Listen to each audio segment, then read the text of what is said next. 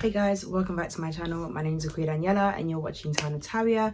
If this is your first time watching, welcome. Tanataria is a platform where I share film and social commentary, and there will be more creative content along the way. So be sure to hit the subscribe button down below and turn on your notification bells to become a member of the town. Okay, so how could I ignore that we just reached 10,000 subscribers? I'm really excited to share more content with you guys. Next month, I'm going to be posting weekly as part of my kind of like 10K special. But if you guys have any suggestions on what you want to see for the 10K special, please comment them down below. I'm open to your suggestions. And also, if you have any overall video suggestions, feel free to add me on my Instagram or write in the comment, or do both, or write in the comments down below any video suggestions that you have. I'm going to be trying to post a lot more regularly, so all of your suggestions will be helpful. But today's video was suggested by a subscriber named John. I'm going to put his comment up here, and he suggested that I do a special on Misfits and chewing gum. The chewing gum video is definitely on its way, but in today's video we're going to be discussing the TV series Misfits.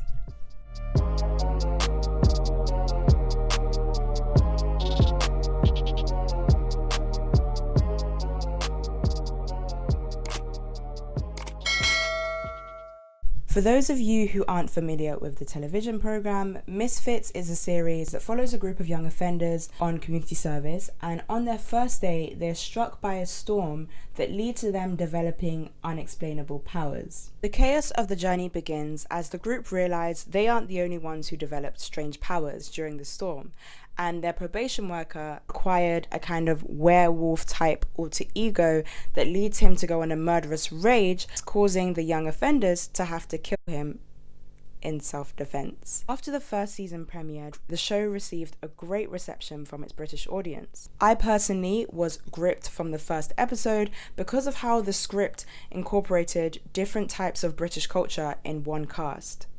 With that being said, the success of the first season was heavily due to the believability of the main cast's acting, and added a sense of humanity to those often labelled by the media as Asbo teenagers. This was a stereotype of seeing young people from troubled working class communities as lawless criminals and pests-like members of society.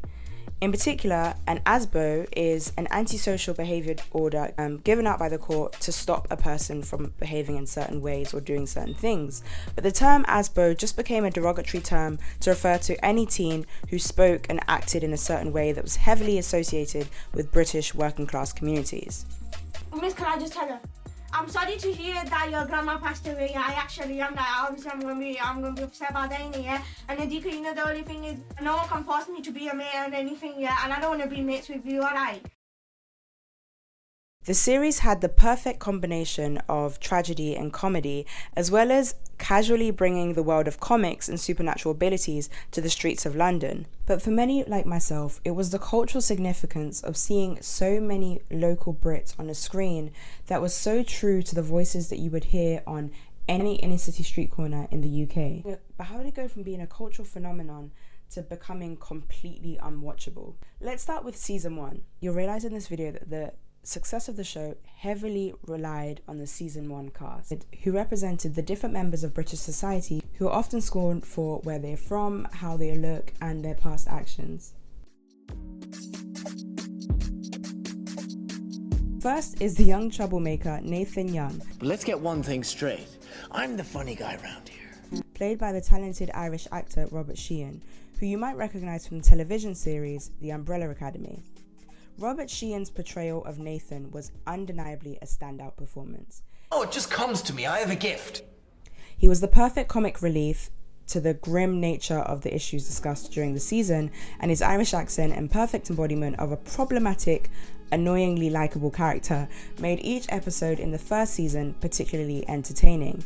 But despite his incredible performance, the rest of the cast only added to the excellence of the first season. Femme fatale Alicia Daniels was played by actress Antonia Thomas, who gave a voice to those labelled as the derogatory colloquialism sket, a British word for loose or easy. At the time, it was a trend for men to fetish the thought of dating a lighty or a light-skinned woman, particularly a mixed black woman that resembled Alicia Daniels, and the script wasn't afraid to explore this fetish and the stereotypes that came with Alicia's sex freedom. But in doing so, it effectively humanized her. A woman's sexual freedom would be heavily scrutinized in the UK at this time, and what would be an insignificant choice made by women today, back in the early 2010s, was completely ridiculed.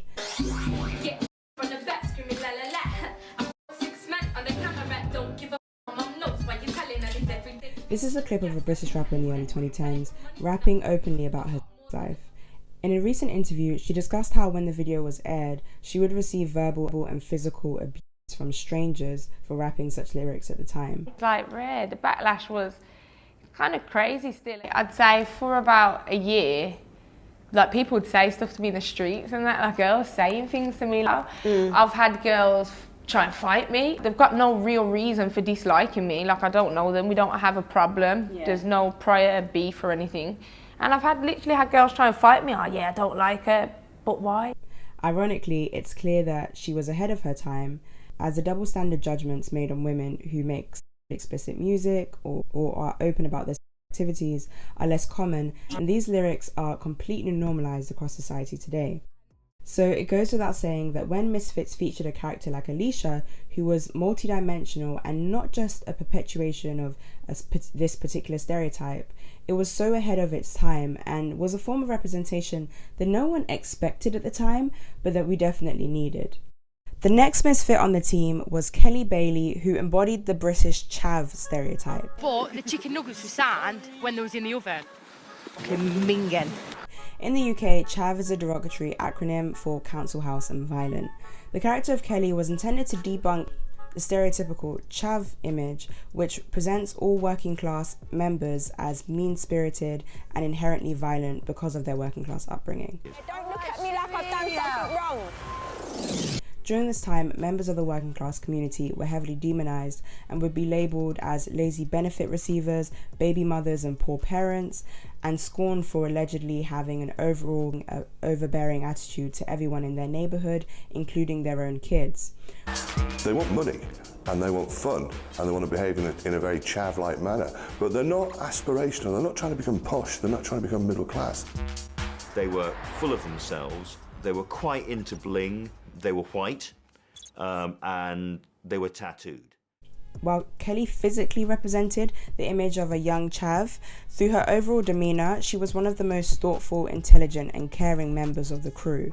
In addition to her lovable personality, Kelly's anticlimactic one-liners made the high production scenes so much more authentically working-class British. And through this, the writers of the series used a warming way to descale the labels placed on people coming from inner-city backgrounds with antisocial tendencies by exploring their capabilities, maturity and patience when placed in a rough environment.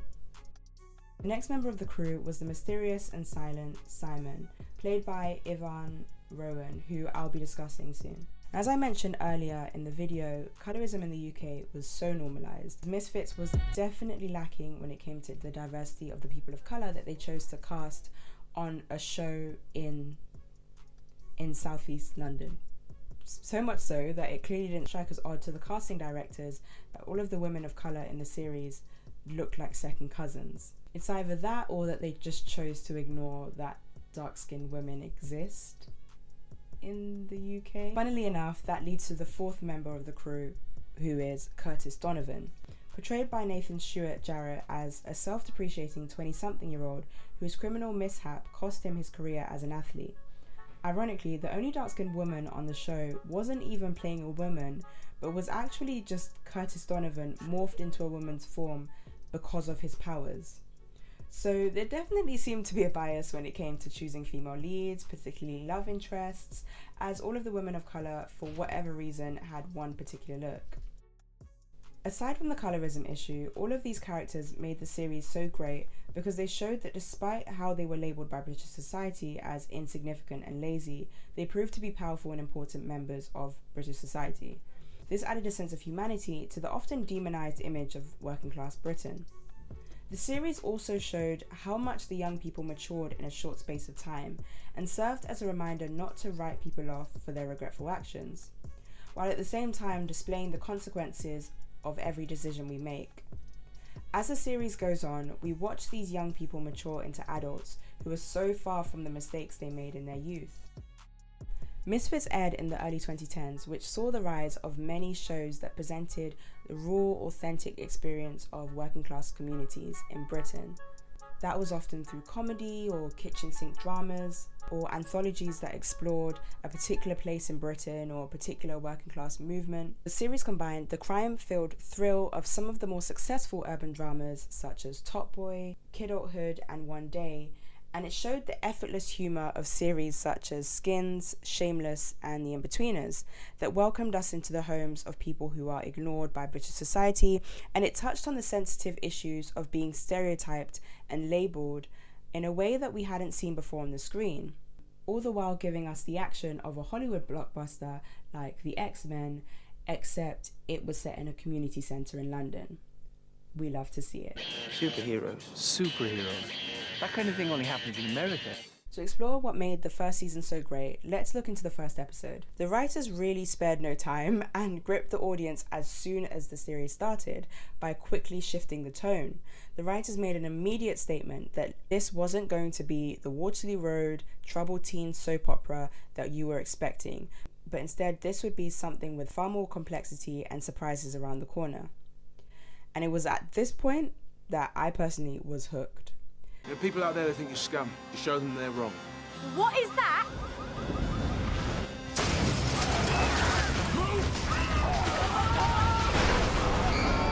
This is the moment where the characters get their powers, and the delegations of the powers was essentially the embodiment of the character's internal struggle. For example, Curtis Donovan, who was doing community service because of being caught carrying, had just lost his career as a well-known professional athlete due to his petty crime, and as a result his power was to be able to turn back time. Alicia Daniels, who glamorized being seen as sexually attractive, her power turned out to be that any man that touches her would have an uncontrollable urge to sleep with her. And the shy and ignored member of the group, Simon's power, became the ability to be invisible.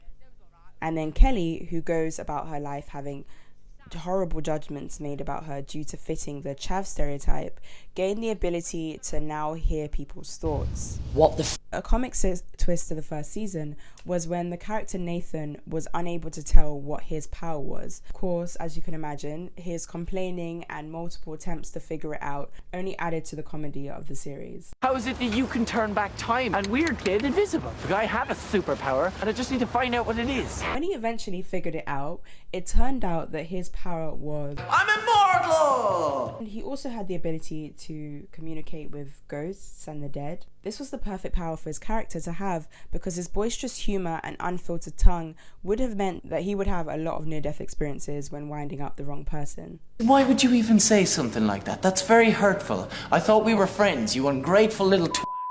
The series kind of needed him to always survive because he provided a lot of the comic relief for the first season, and he was also one of the more gripping performers. So things started to get a little bit rocky in season 2 when Alicia Daniels' character falls in love with this masked man that keeps appearing out of nowhere and saving her life. This character turns out to be one of the misfits, the shy and awkward Simon, but like a kind of like ripped, new, evolved version of him sent from the future.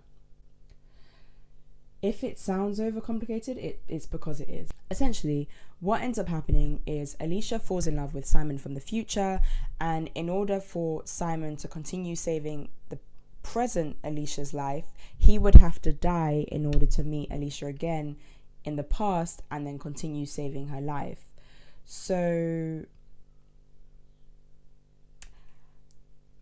two of the lead characters were stuck in the past trying to continuously go back and forth in time so that they could live together forever. And so that's I was trying to put it and make it sound better. No, that's the plot. They went back in time constantly so they can live together forever. That's exactly what happened. And they're going to be stuck doing it over and over and over again for all eternity. I think it's dead romantic. But this wasn't the only shift that started the downfall of the series. In season 3, the actor that played Nathan, Robert Sheehan, decided that it was his time to leave Misfits. You annoy people. It makes sense. I mean, he was a standout performer. He was clearly clearly had a lot of opportunities ahead of him and was clearly a very skilled actor.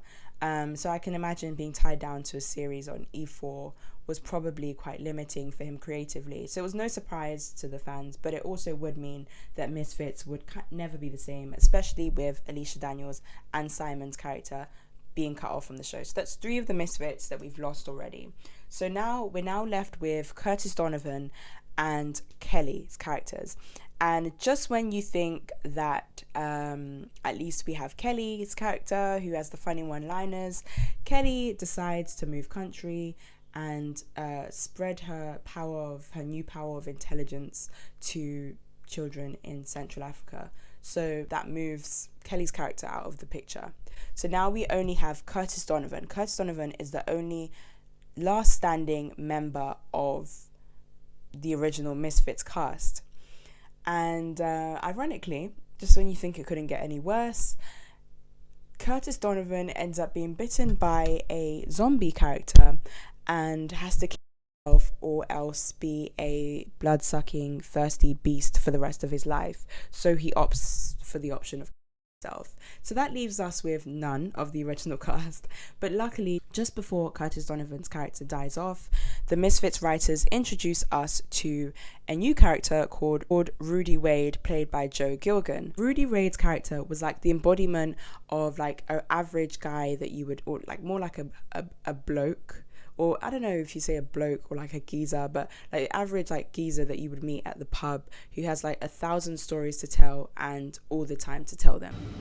How do you know? His lovable and boisterous character gave a similar sense of comic relief to Robert Sheehan's character, but with like a new flair. So we're not mad yet. The series hasn't completely crashed at this point. The power that Rudy's character acquired during the storm was that he would have multiple forms of himself manifest into separate entities. So essentially his power was, in his own words, the embodiment of a split personality disorder. I don't need you turning up every time I feel down, reminding me of everything that makes me feel shit about myself. Yeah, but it's a part of who you are.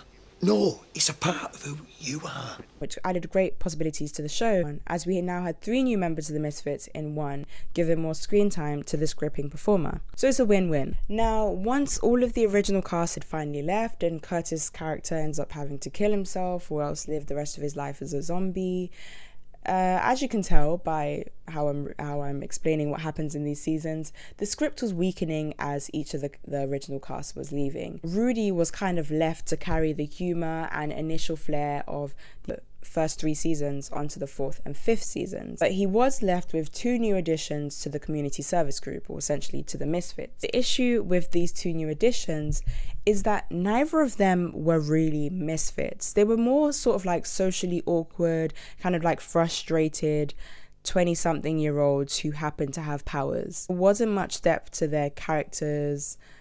They weren't even that likable, to be fair. So where we previously had a full cast that were actual misfits to society with clear stereotypes that were being debunked in the series, these were just 2 generic characters who barely used their powers. And they just acted as like awkwardly lifeless sidekicks to Rudy's character. The thing that frustrated me the most about season 4 in particular was that where the first 3 seasons would have the powers as the kind of like main focus of the series, which is what the appeal of the series was essentially. There's plenty of shows about young offenders, or at least about young youth from working class communities in Britain that are great and that we can watch at any point. The thing that kind of gave Misfits its flair was the fact that it mixed action in with it. They had these powers and it was like crossing different genres that we didn't know could go with each other. So it was kind of frustrating in season 4 when they barely used any of their powers and the focus of most of the episodes was like other people's powers. So almost like everyone on their estate and in the whole of their town apparently had powers at this point. So the significance of the Misfits being that they were these powerful young people who had made mistakes in their past, but they were able to make the changes through what they had inside, or that whole inspirational message out the window. So it's already not looking good for season 4 of Misfits. And one of the biggest downfalls of the series overall was that the powers started to be clumsily delegated. So in order for you to understand my frustration with the new cast, I'm going to explain a little bit about what the new cast were like. So firstly, we have Finley, and his power is the power of telekinesis. So, to be fair, out of all of the new additions to the Misfits cast, he was probably the most believable.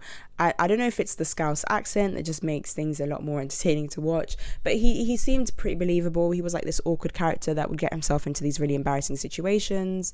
Again, barely used his powers. When he did, super insignificant moments of the plot. One of the worst episodes on the season that kind of made me devalue his character was an episode where he like turned into Satan's child. Are you scared now? Just because I'm Satan's chief agent on Earth doesn't mean I can't be romantic. I love you. And then tried to possess the rest of the Misfits, the rest of the community workers. And that season was so poorly executed. It was clear that the budget that they had in the first season was cut, because it was just like red contacts and a few candles to show that he was Satan's child. It was a very terrible episode. And I think at this point, it just sort of seemed like they were just trying to make for time and just kind of like fill the half an hour slot that they were given. So the next edition of the Misfits was Jess, who has the power of seeing through walls. Again, just feels like an irrelevant power. I mean, you could say that she has this difficulty with opening up to people because they often let her down. So if she can see through walls, maybe it's like metaphoric of her wanting to be able to see through people's emotions. I don't know what it is, but it was useless to the plot. So even if that's true, it wasn't executed well either way. So Jess's character has, well, the kind of overall storyline of Jess's character when we first meet her is she has this crush on a bartender called Alex at a bar that they go to almost every day, and Alex kind of like doesn't pay her too much attention. So the rest of the crew, the Misfits crew, just say Alex is probably gay, that's why he doesn't like you. I don't think he pays attention to any girls here. The chances are he's probably just a gay man. And Alex insists that he's not gay and says that he actually is attracted to Jess. So this leads to the worst episode of the whole of Misfits. If anything, this answers the title of this video, What Happened to Misfits. It was season 4, episode 7. This is exactly what happened. So Alex, for the, let's say about 3 episodes prior to this, they were kind of like alluding to Alex being this mysterious guy and he had this big secret, but what was it? They, for the most part, they just kind of dragged out why it was that he kept avoiding Jess, because it was dragged out along the episodes.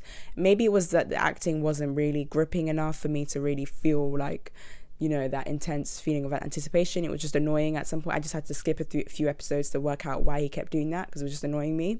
So when I finally found out, it was in season 4, episode 7, and this is exactly what happened. So it turned out that Alex had his private part stolen by a transgender man whose power was to steal people's genitals because he wanted it.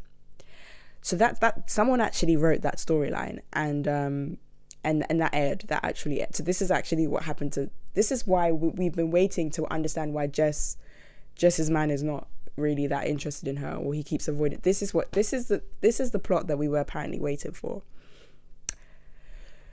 So I kept the thing is, I personally stopped watching from season 4, episode 1, but I was like, I'm gonna make this video, so I'm gonna keep watching just to see what happens to Alex, because I know they're not gonna disrespect us with a script like that. So that's exactly what happens in the script, and he literally has to hold the transgender man at point to be able to get his, essentially. That is actually what happens in this in the story. And then the man like holds on to him, gives him his penis back, and then Alex like does this face that I couldn't read, and then Jess does this face that she does in every emotion that Jess feels. This is the face that she's gonna do. It was very one tone. I know I'm being very harsh right now, but I'm about to say how they could be better, so I am gonna end it on a positive note. The season just seemed a little bit weak, and there was one more cast member called Abby Smith. At first there didn't seem to be much to her. Even just how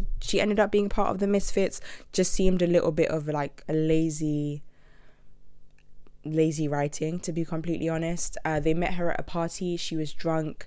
They were trying to escape from a murderous white rabbit. And in this particular episode, the White Rabbit was at this party, and they were all at a party. All of the Misfits were at a party. Abby Smith was like the drunk girl that was there too, and she helped them slay the White Rabbit. And then the next morning, because they were all drunk and it was like a messy night, she woke up at the community center and ended up kind of like bumping into the other community workers, the other Misfits. And they're like, oh, what are you doing here? That kind of thing. But then the probation worker shows up and is saying, who is this woman that's here? And Abby, to kind of cover up for the other guys, because the probation worker's like a very strange man, she's just like, oh, I'm on community service. So hoping that the probation officer would go away, and by the time he comes back, she can just kind of make a run for it.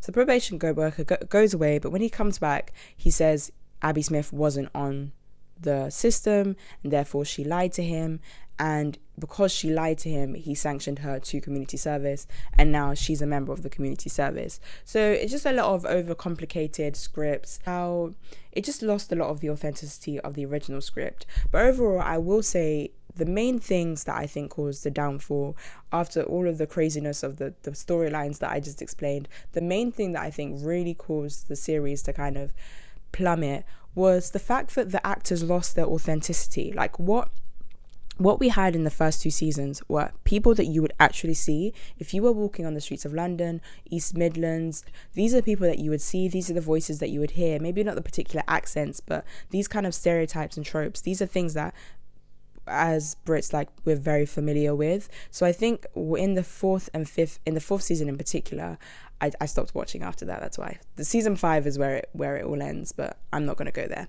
And if I do, I'll make a video about that as well. Maybe I'll do an actual reaction to it. I heard it's decent, but season 4 was so bad that I'm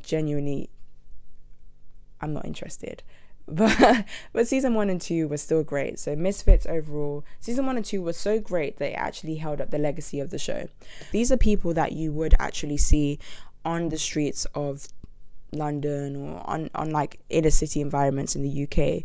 So it felt very authentic. It didn't feel like people were putting on this persona. It felt like they were really embodying these characters. The casting was incredible. That anyone who's watched the show will say that. So when these actors came in season 4, not only were they lifeless, they weren't there to debunk any stereotype. They just their characters didn't have any cultural significance. So the images or the people that you would see, you know, that come from working class communities, it felt like a put on version of that. For example, you know, the way that people speak is not what dictates whether or not they're working class, but it felt like the actors themselves had to put on a particular voice and say certain things to be like, okay, now we're working class characters. Whereas in the first season, you know, regardless of how they spoke, they were those characters. So it wasn't, you know, the way they spoke was just kind of like an extension of who they already were. Whereas in season 4, it was like they were putting on the way they spoke as a form of characterization. So it was like, you know, someone would speak like this and then they would randomly be like, you what? Like, it just it just came out of nowhere. Those are just my thoughts on Misfits. Why it crashed, why it plummeted so badly, what happened to the series. Those are my thoughts on why Misfits crashed. Let me know your thoughts. Let me know if you agree, disagree. Who was your favorite character on Misfits? I've heard a lot of people like choosing between Nathan and Rudy, and I've heard a lot of people saying Rudy, which kind of surprised me. So out of the two, who's your favorite characters?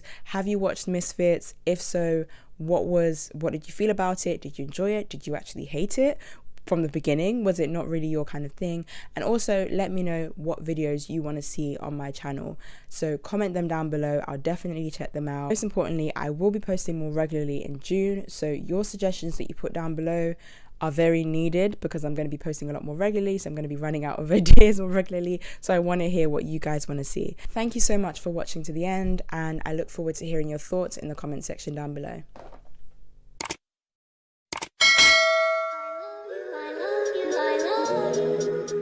Until I love you, until I find you.